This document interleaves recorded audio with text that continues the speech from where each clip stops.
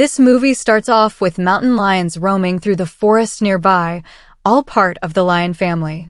The lion father warns his family to never trust humans, saying they pose a huge danger and to keep their distance. He tells them humans could end their lives at any moment.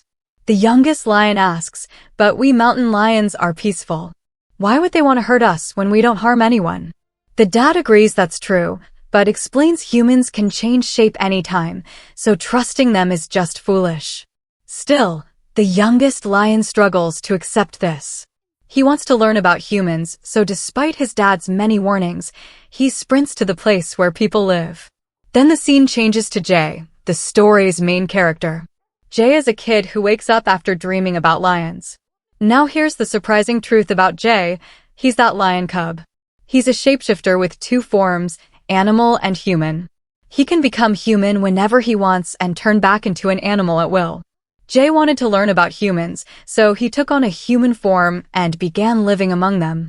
Since then, he's been apart from his lion family. He has no idea where his lion parents live now. When this family took him in, they thought he was just a lonely human. He's called this place home for years, which explains why he didn't show up as a lion. These days, he's starting to worry he might be losing his ability to transform into a lion. Jay is now at the breakfast table with his family.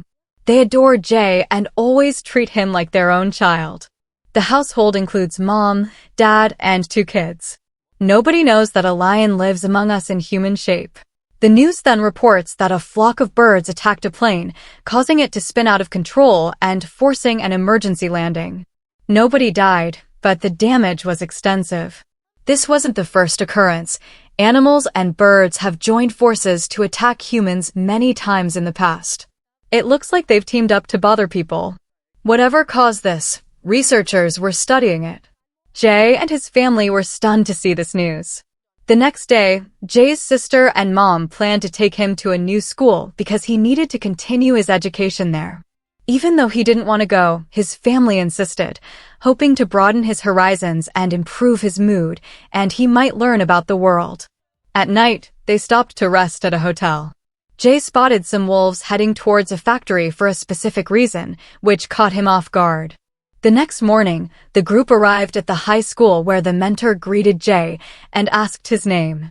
She then comforted his mother, saying that the next time she visited Jay, she would notice many positive changes in him. She assured her there was no need to worry because all the children here got along well with each other.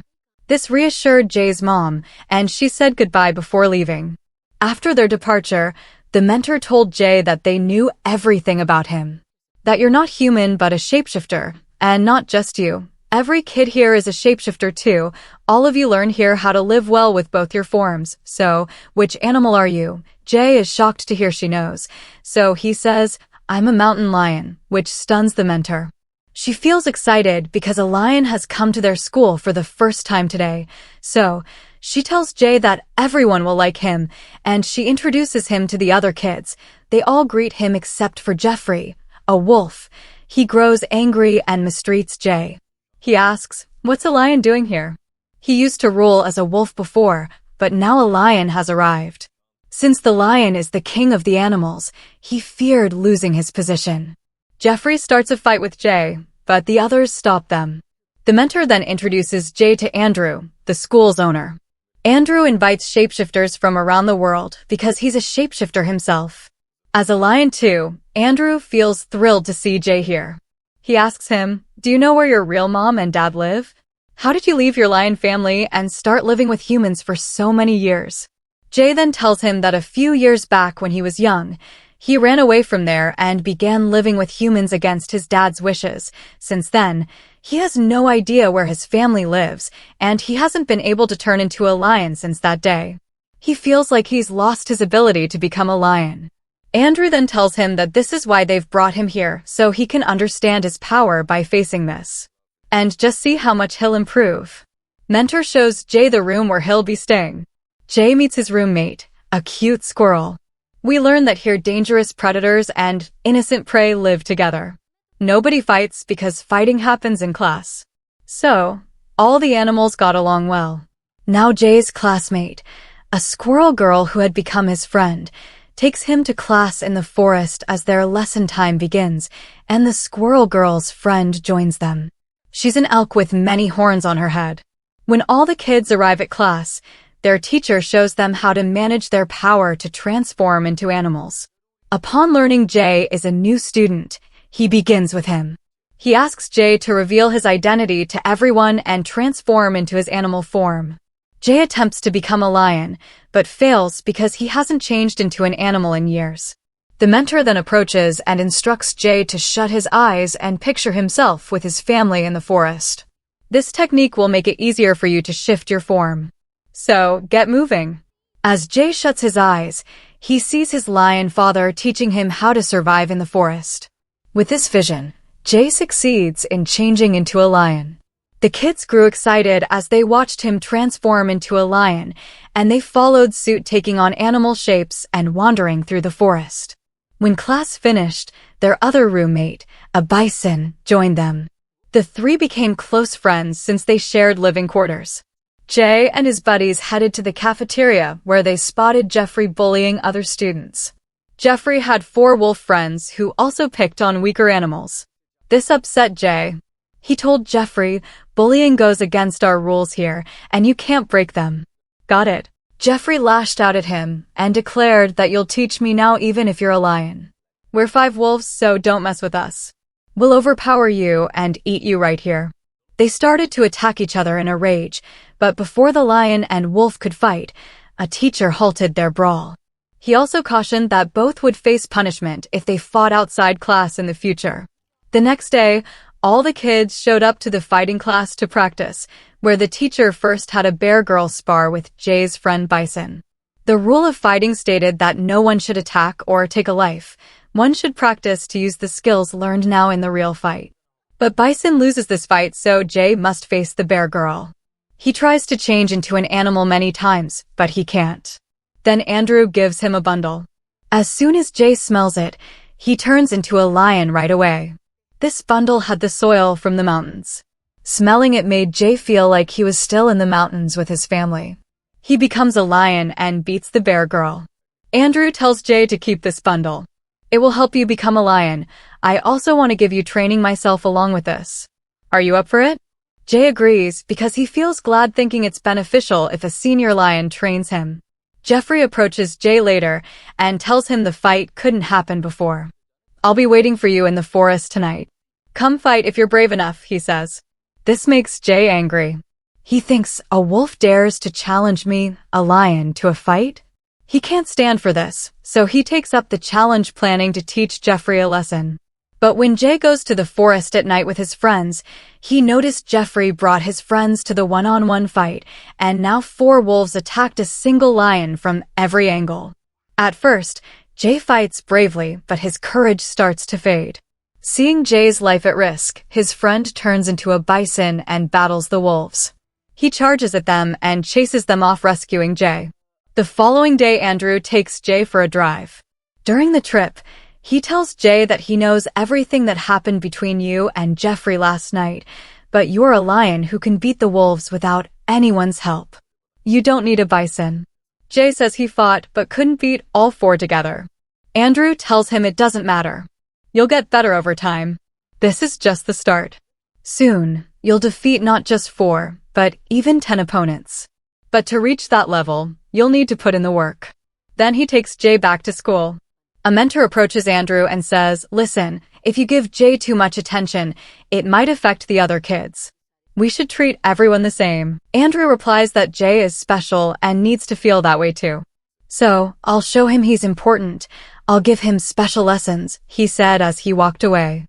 Now since Jeffrey, his buddies, and Jay got into a scuffle outside class, everyone has to work in the kitchen as punishment, but then the elk girl sneaks Jay off to the woods where the school council was meeting. She tells Jay these people want to hurt humans, as you might have heard about animals and birds attacking humans. These people made it happen to harm humans just like hunters hurt animals, then a bird flies in, who turns out to be the mentor because she was part of the group too, which surprises Jay. The following day, Andrew takes Jay into the forest to train him and show him how to hunt. Jay learns and catches his first prey, which brings him great joy. That night, Jay spots Jeffrey and his friends heading toward the factory again, so he decides to follow them to find out what they're up to. The wolves scare off the guards, who run away. As they start damaging the machine's wires, Jeffrey sees Jay. He yells at Jay asking if he's spying on them and how he dares to watch them, warning him that no one will save him this time and he won't let him off easy. But before a fight breaks out, Andrew arrives and puts a stop to it, and he orders Jeffrey to get out of here fast or we might end up trapped. Jay realizes from this that whatever Jeffrey does, he does it because Andrew tells him to. Then Andrew asks Jay to follow him, saying he'll explain everything that's happening here. After they reach his house, Andrew shares with him that we animals didn't used to hate humans, but now we really can't stand them. That factory has destroyed almost half the forest. They've set up a factory here by cutting down everything, which releases harmful chemicals, causing who knows how many innocent animals to die. Humans don't care about the environment and animals like us. My daughter and wife lost their lives at the hands of humans even though they did nothing wrong. They were walking in the forest, their rightful home, but humans wouldn't let them be there either. What's more, humans are getting worse as time goes on, not better. They cut down more forests now than before and kill animals. Seeing this, we've put together our group with the goal to make life hard for humans so they can't live in their homes, just like they don't allow animals to live in forests, which belong to us. I've asked you to come here for this purpose, because you're one of a kind and I know you'll back us up for sure. Then we'll show humans who we are and where they stand. Jay was shocked when he heard this. He doesn't reply right away, but tells me he needs time to decide if he should help me or not. Andrew also says okay, but asks for a quick answer. A big task awaits. We need your help with this. The following day, while Jay races with his friends, a bison hits a car on the road. Nobody dies. People find out this car belongs to Jay's family, those who had visited him. They had thought Jay is very content here. They tell Jay they plan to hike on Saturday, so he should join them. They'll have lots of fun, which he accepts. After they go, he gets a call from Andrew who agrees. Then tell me your thoughts, because on Saturday we're going on the same mission. Are you backing us? Jay says no, explaining, look, I can't come because I've planned to go out with my family. Andrew gets mad when he hears this and says, first think about whether you're with humans or animals, then he hangs up. Jay also gets mad about Andrew's tone with him. In his anger, he runs deep into the forest.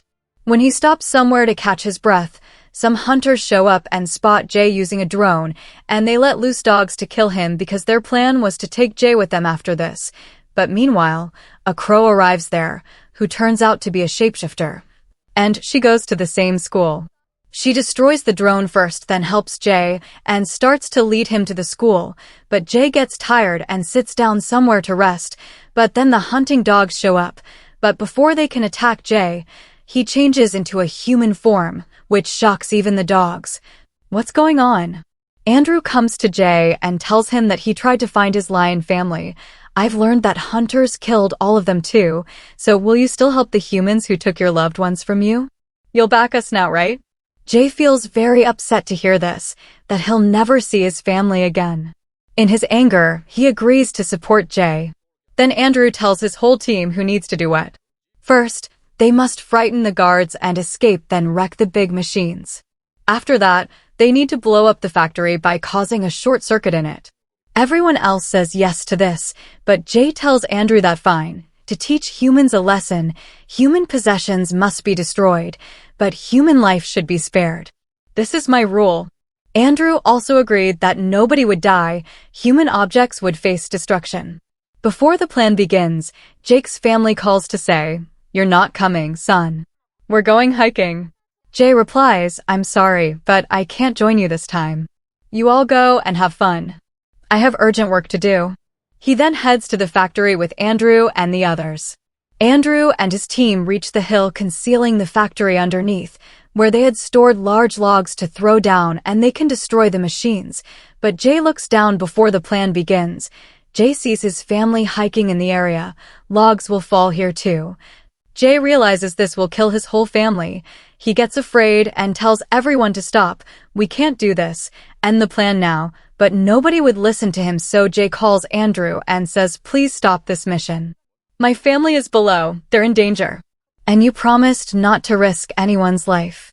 Andrew says for such a big mission, some people will die. Don't worry, anyway. They aren't your actual family. After saying this, he ends the call. Jay feels angry thinking he messed up by backing Andrew. He's scared because he can't do anything by himself, but just in time his buddies show up because they realize Jay's in a jam, so they now lend a hand. This also gives Jay some comfort that at least his pals have arrived, but then Andrew's gang starts to fight them so he can finish the job. Meanwhile, Andrew also appears as a lion and begins to battle Jay. During this clash, all the wood pieces break free from the rope and start to tumble down. Jay's family below spots the falling wood and moves away, but Jay's younger sister can't hear anything because she listens to music on her headphones. Jay arrives just in time to save his sister's life before the wood hits her. Andrew's plan works, but Jay feels relieved his family survives, which makes him very happy, but he goes to Andrew and yells at him that he broke his promise not to hurt people. So, Jay says he won't trust Andrew's words again. Then he heads back to school with his friends where everyone praises him for his brave actions. The movie wraps up with a clear takeaway: don't hurt the woods or the critters living there. That's the main point it drives home at the end.